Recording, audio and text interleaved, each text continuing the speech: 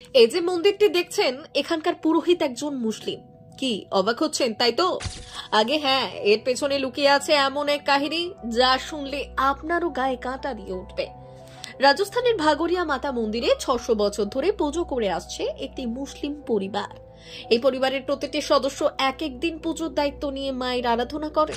কিন্তু প্রশ্ন হলো, কেন এবং কিভাবে শুরু হলো এই অদ্ভুত প্রথা? আজ থেকে ঠিক 600 বছর আগে একটি মুসলিম পরিবার বর্তমান পাকিস্তান থেকে রাজস্থানের দিকে পাড়ি দেয়। মরুভূমির উত্তপ্ত রোদ আর শুষ্ক পরিবেশে তাদের যাত্রা অত্যন্ত কঠিন হয়ে ওঠে। তাদের উটের পায়ে গুরুতর চোট লাগে এবং পরিবারের সদস্যরা মরুভূমির মাঝেই আটকে পড়ে। জলের অভাবে তারা প্রায় মৃত্যুর মুখোমুখি হয়ে পড়ে। ঠিক সেই সময় অলৌকিকভাবে একটি ছোট মেয়ে তাদের সামনে উপস্থিত হয়। মেয়েটি তাদের কাছে পানি পৌঁছে দেয় এবং তাদের উটের পায়ে হাত বুলিয়ে সুস্থ করে দেয়। এরপর মুহূর্তের মধ্যেই সে অদৃশ্য হয়ে যায়।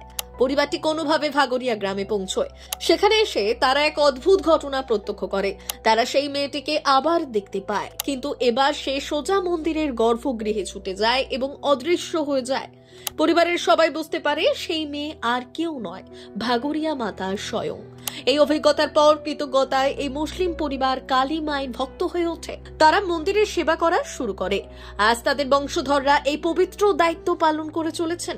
মন্দিরে প্রতিদিন পুজোর দায়িত্ব নেন পরিবারের এক একজন সদস্য। তারা যেমন নামাজ পড়েন, তেমনি কালী মায়ের পুজো করেন। ভাগোরিয়া মাতা মন্দির আজ একতার এক অনন্য উদাহরণ। এখানে ধর্মের সীমানা নেই, আছে শুধু ভক্তি। মন্দিরের এই রীতি দেখিয়ে দেয় যে সত্যিকারের ভক্তি কোনো নির্দিষ্ট ধর্মের একচেটিয়া অধিকার নয়। আপনি কি কখনো এমন একটি মন্দিরের কথা শুনেছেন যেখানে মুসলিম পুরোহিত মায়ের পুজো করেন?